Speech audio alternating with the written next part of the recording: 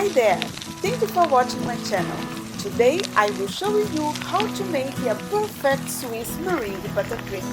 This frosting is creamy, silky smooth, holds its shapes beautifully, and it is not overly sweet. It is perfect for piping or spreading cakes, cupcakes, filling macarons, etc. It has a vanilla flavor with a touch of salt, just delicious.